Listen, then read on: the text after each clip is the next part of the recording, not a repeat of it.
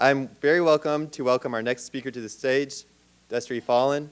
Destry is a graduate of the class of 1986 and is here today representing the Mona Guerriere Fallen Endowed Scholarship.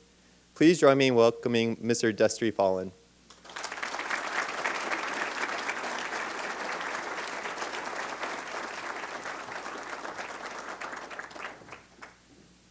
Ryan's a little taller than me, so I'm going to pull this down just a little bit. Good morning, everyone.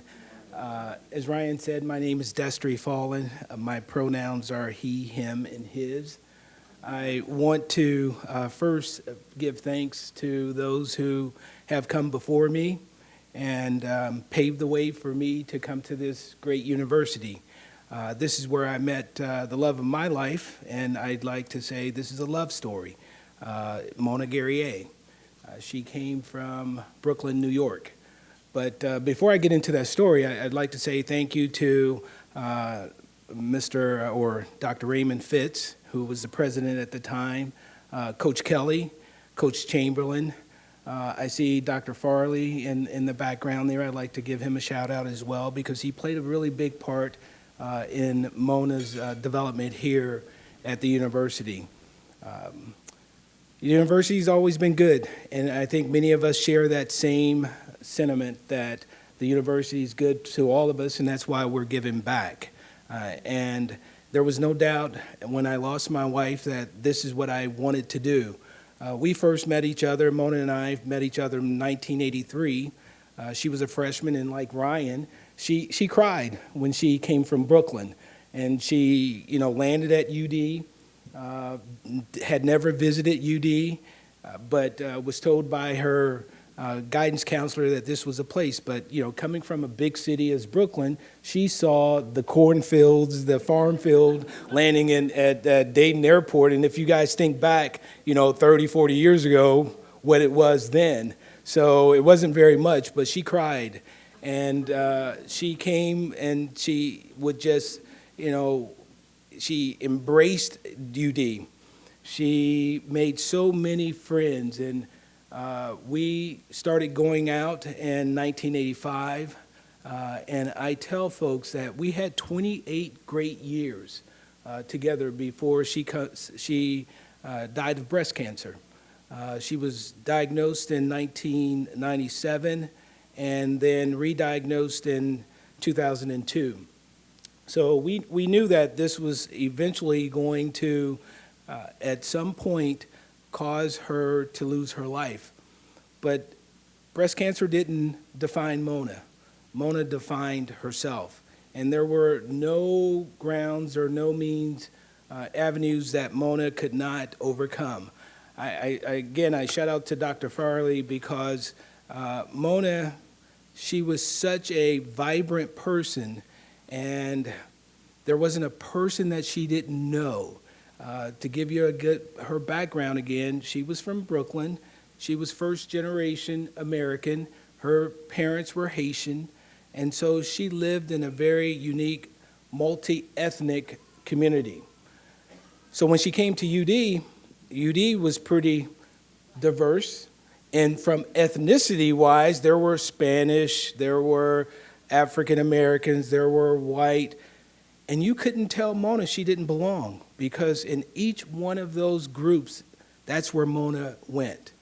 And she thrived. She thrived so much that maybe the academic part didn't go as well. So she ended up having to take on that responsibility of educating herself. So she went to Sinclair. She worked at Friendly's. She worked at Elder Beerman's. She did everything that she needed to do in order to get back on her feet.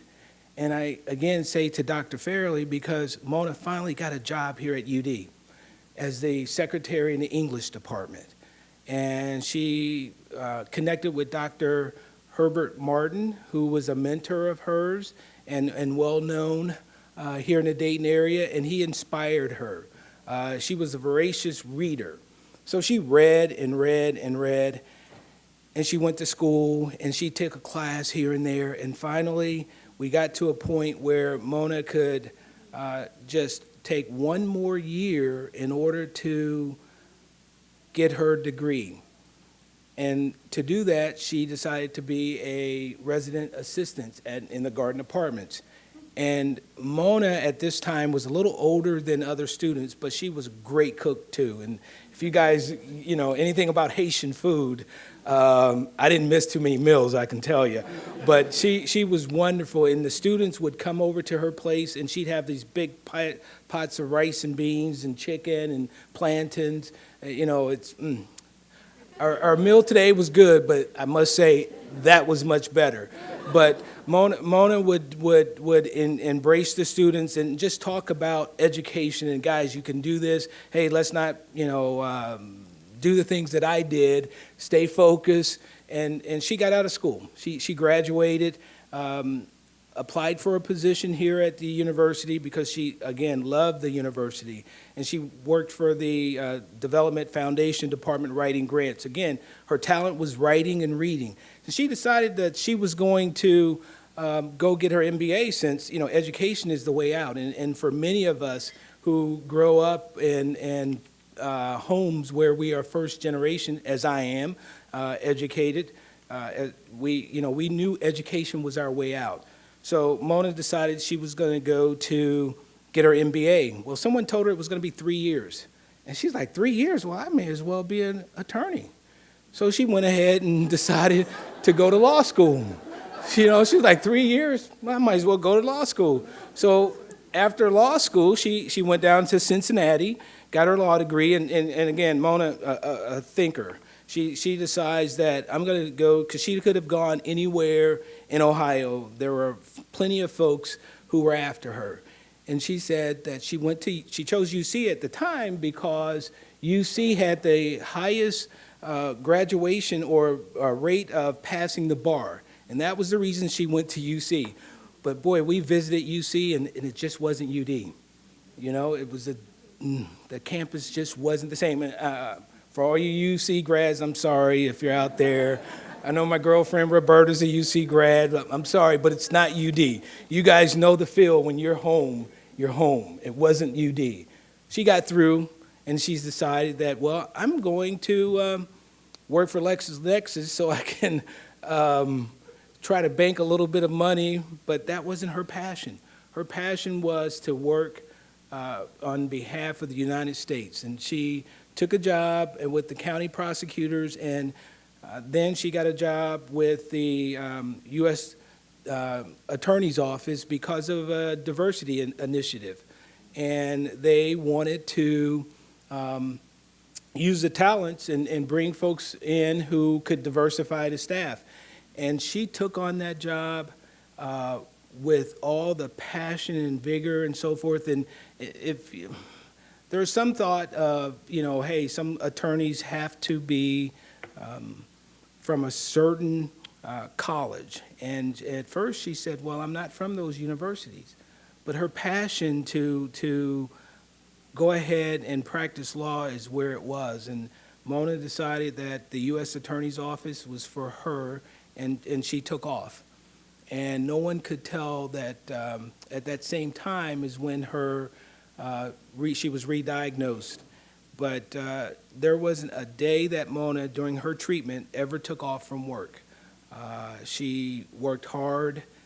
She ended up, and I am going to revert just a little bit because we've had several tragedies here in Dayton over the last 6 months, and we are pretty resilient. But one that I see Mona right now celebrating in heaven is George Del Rio was a very special friend of ours, and he is the detective who recently lost his life protecting us, saving lives. And I know Mona and George are there in heaven, partying, celebrating, having a good time.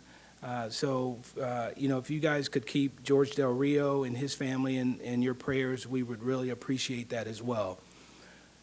But Mona, here, back to Mona again. She was, we have a daughter, and we adopted her. She ended up going to Holy Angels, but Mona was very into the inclusiveness. So she started a a parent group in Holy Angels, and every month they would go in and talk about different cultures and educate the kids on different cultures. Any opportunity that Mona had that she could go out and talk to students, she took advantage of that. And that's what we got here at UD. You know, we took on the Marinist mission of learning, leading, and serving. And Mona embodied that in everything that she did. As things got a little tougher, Mona took her last case in December of 2012. By this time, she was in a wheelchair, but she didn't know it. She had no clue she was in a wheelchair. I was not pleased because if any of you guys know anything about law, that's a lot of work, and it was a big trial that was going on. And she was in a wheelchair at this time, and she just exhausted herself. As I said, I wasn't pleased with that because I thought it was just too much, but you couldn't tell Mona. She didn't see those barriers. And of course, she won the case. She did really well. Soon thereafter, I saw a transition going on with my wife, and I knew that things just weren't the same. She wasn't communicating the same way as she normally does. She ended up being a little bit antsy with our daughter at the time, and that was something that I had never seen before, and it got to the point where our communication wasn't going very well.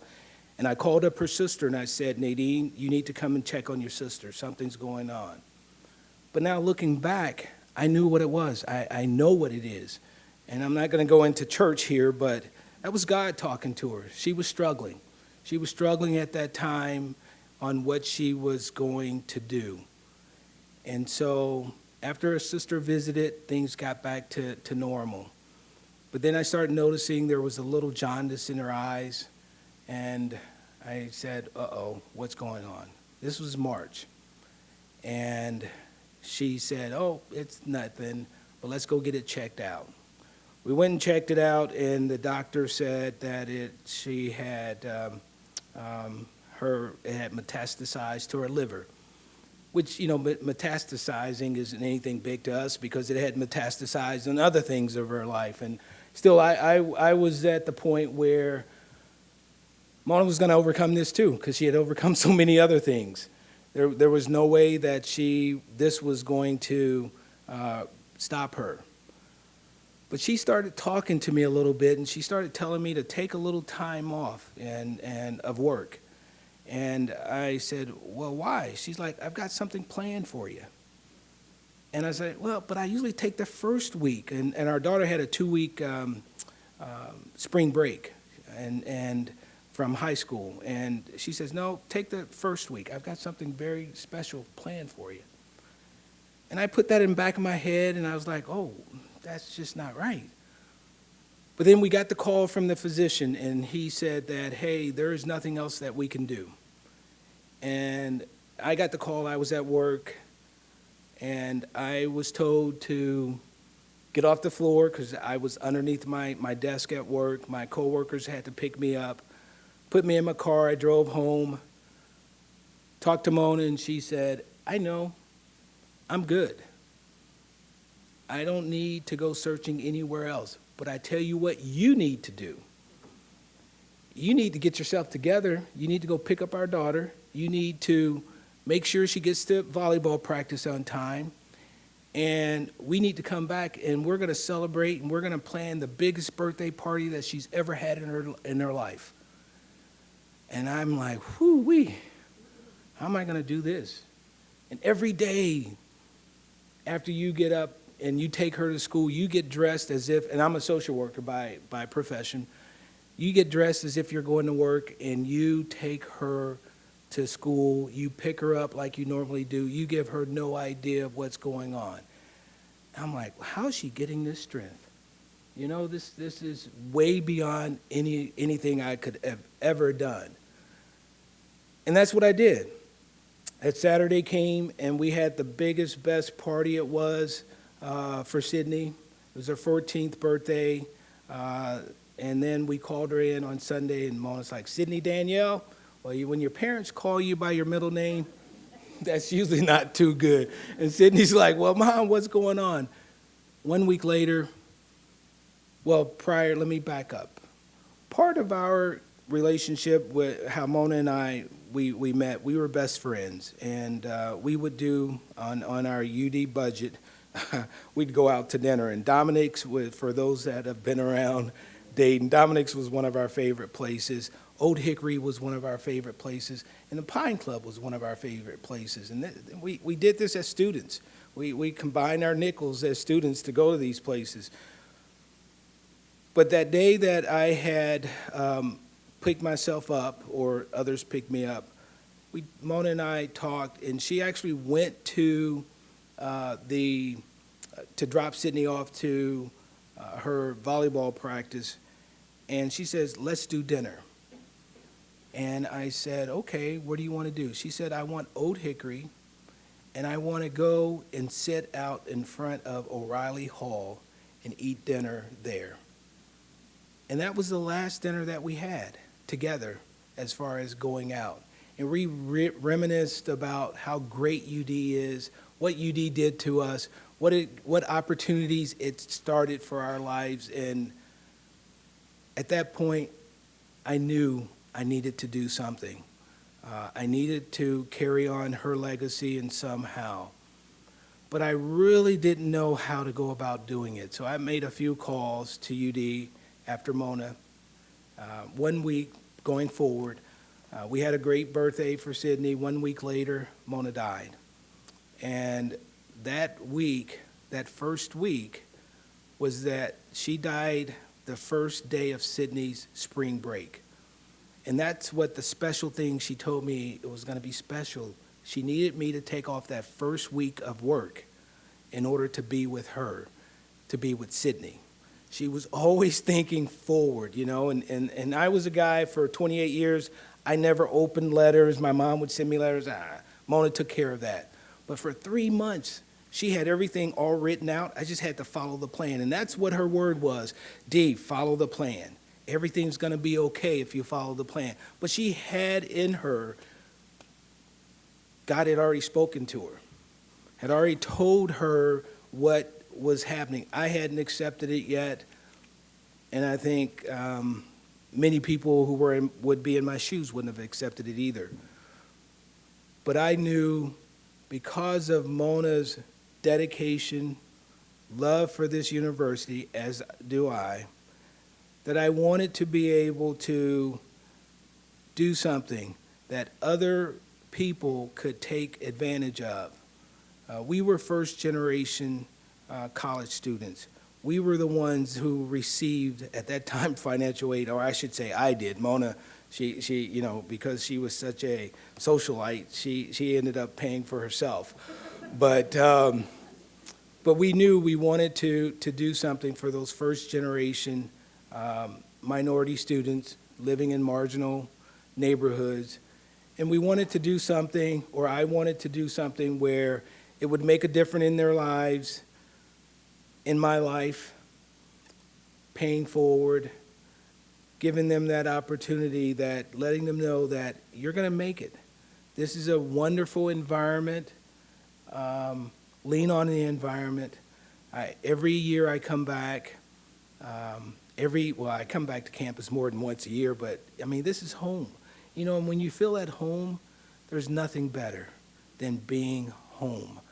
And these students just, I see Mona in each and every last one of them, the bright eyes, the drive to do things. And so I had no choice. And when I was told that we could start a scholarship, I was elated, because I can only imagine how many requests there are to this great university for scholarships to start. And why me? Why Mona? So I'm very thankful for given that opportunity to be able to carry that legacy of Mona on. And I know that the students are very grateful. It's not where we want it. We're going to get there. We're going to keep going until we get there. Our goal is always, I think all of us, as Dr. Spina said earlier, wouldn't it be wonderful that you don't have to worry about the financial part of getting a quality education from a university like this, that your future isn't determined by the area code you or zip code you were born and raised. We are making a difference, all of us. And through this scholarship, I'm hoping that, Mona is looking down and she's probably saying, well, this really wasn't part of the plan, but thank you. But, getting young people the education that they need, deserve, and it's our responsibility to do this, all of ours. And again, I thank those who have given me this. It's a true blessing. I still pinch myself because I really could not believe that, gosh, the university chose me to do this. What an honor. And again, thank you very much. So thank you to all of those who are providing opportunities for our young people. They're our future. We were all in their shoes at some point. Time goes by fast. We've got America's great, okay? And we make America great. Our young people will continue this. And thank you to everyone. Have a good day. I appreciate you guys allowing me to share my story, my love story. Once you've fallen in love, you know what it's all about. God is love, we know. UD, we love. Thank you.